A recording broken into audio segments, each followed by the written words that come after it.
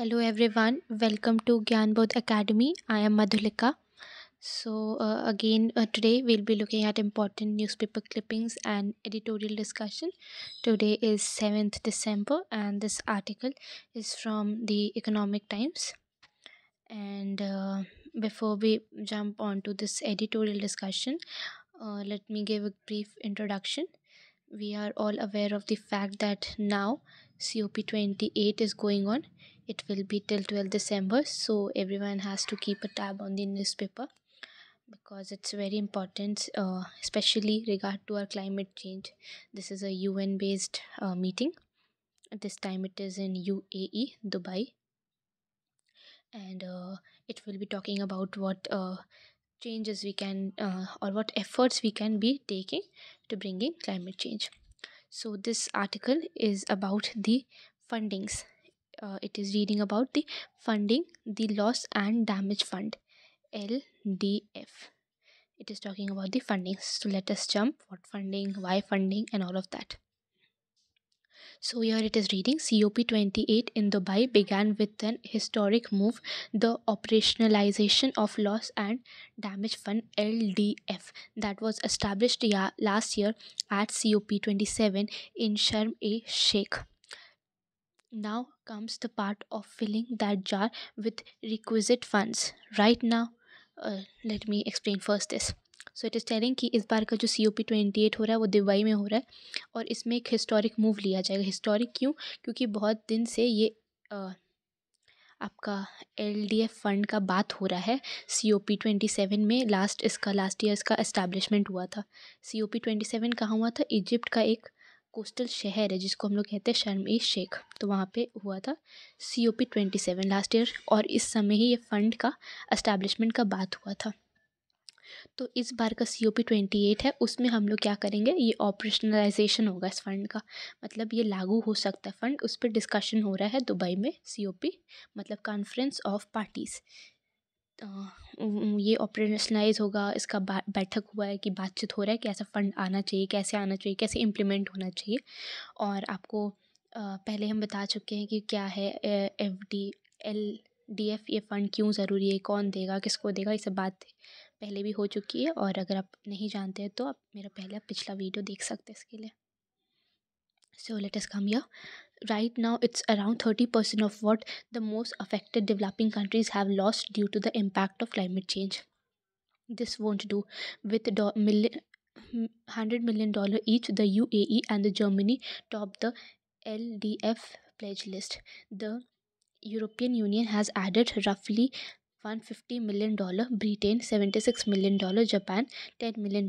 The US has offered a party of $17.5 million. So it is telling कि अभी के time पे presently देखें तो जो हम लोग का डेवलपिंग कंट्रीज़ प्रॉब्लम फेस कर रही है क्लाइमेट चेंजेस की वजह से, वो बहुत हाई मात्रा में है. And there are 30% of the developing countries who are facing problems regarding the changing climate or whatever the global warming greenhouse effect is doing to the environment and weather and changing conditions. तो this won't do, ऐसे नहीं चलेगा हमारे देश में. तो fund जो हम लोग बात किए LDF फंड में, उसमें UAE, यूनाइटेड अरब एमिरेट्स, ये उनका कितना परसेंट कंट्रीब्यूशन है फंड में, कितना पैसा वो लोग लगाए हैं, $100 million. और जर्मनी भी लगाए हैं. तो ये लोग टॉप कर रहे हैं LDF फंड को, मतलब ये लोग सबसे ज़्यादा कंट्रीब्यूट किए मनी में. फिर यूरोपियन यूनियन है, वो कितना उसमें फ़ंड में कंट्रीब्यूट किए, $115 million. ब्रिटेन कितना, जापान कितना. इसके अलावा US, उन लोग को भी ऑफ़र किया गया है, मतलब उन लोग पे भी ऐसा लागू किया गया कि उन लोगों को कम से कम $17 million देना चाहिए उस फंड के रिक्वायरमेंट के अनुसार. आपको फिर से बता देते हैं फ़ंड का क्या ज़रूरत है. तो जो डेवलप्ड कंट्रीज़ होंगे, ये फ़ंड जाएगा डेवलपिंग कंट्रीज़ को, जैसे हमारे जैसे कंट्रीज़ को. क्यों? क्योंकि इन लोगों का सबसे हाई मात्रा में कंट्रीब्यूशन रहता है जो क्लाइमेट में, आज का वेदर चेंज, जैसे क्लाइमेट को कंडीशन को ख़राब करने में डेवलप्ड कंट्री का बहुत ज़्यादा आपका हाथ रहता है. क्यों? क्योंकि उनके पास बहुत हाई टेक्नोलॉजी रहती है या मशीन्स रहता है, जिसकी वजह से बहुत हाई गैस एमिशन होता है. गैस एमिशन होगा तो गैस एमिशन से क्या होगा, आपका ग्लोबल ग्रीन हाउस इफेक्ट पड़ेगा, प्लस वार्मिंग, ग्लोबल वार्मिंग भी इंक्रीज़ होगा। ये पहला वीडियो में भी हम लोग हालांकि डिस्कस कर चुके हैं, आजकल एडिटोरियल्स में सब बहुत आ रहा है इस फंड के बारे, तो आप इसको रीड कर सकते हैं। Then let's see, the fund recognizes that irreversible damages that have been caused by the failure of cap mission. While the setting up of LDF fund is welcome, rich industrialized countries are still avoiding taking any direct responsibility for climate mayhem caused by overwhelmingly by them. इसमें बोल रहा है कि fund जो है उससे, इस fund के जब से फंड आने लगा, पैसा आने लगा है, तो फिर इससे पता चला है कि कैसे इररिप्लेसेबल डैमेज हुआ है क्लाइमेट को, क्योंकि वो फंड का पैसा भी कम पड़ रहा है कि क्लाइमेट चेंज को या टेक्नोलॉजी को हम लोग नहीं ला पा सकते कि क्लाइमेट को हम लोग बदलाव करें या चेंजेस लाए, ठीक करें, फिर से वापस करें। प्लस इसमें बोल रहा है कि setting up of LDF fund is welcome, हम लोग को सेटअप करना चाहिए, ऐसे फंड लाना चाहिए, कंट्रीब्यूट करना चाहिए डेवलप्ड कंट्रीज़ को। पर ये जो रिच इंडस्ट्रियलाइज्ड कंट्री है, which is your developed country, rich industrialized country क्या है, developed countries, they are avoiding taking any direct responsibility for climate change. Means वो लोग ये रिस्पॉन्सिबिलिटी लेना नहीं चाहते, वो लोग फंड कंट्रीब्यूट नहीं करना चले चाहते हैं। हालांकि मेजरली हाथ उनका है, क्यों, क्योंकि उनके पास टेक्नोलॉजी है जिसकी वजह से गैस एमिशन होता है और वो फाइनली क्लाइमेट को बहुत ज़्यादा नुकसान करता है। लेकिन वही लोग हैं जो अवॉइड कर रहे हैं ऐसा कोई फ़ंड देने के लिए या आगे आके क्लाइमेट को बचाने या कंट्रीब्यूट करने के लिए। Let us read forward. Contributions being voluntary hasn't helped. To make LDF effective, COP28 has delivered solutions that make financing additional, predictable, adequate, fair, and depth free. Assessing the funds should also be made easy for those who need it.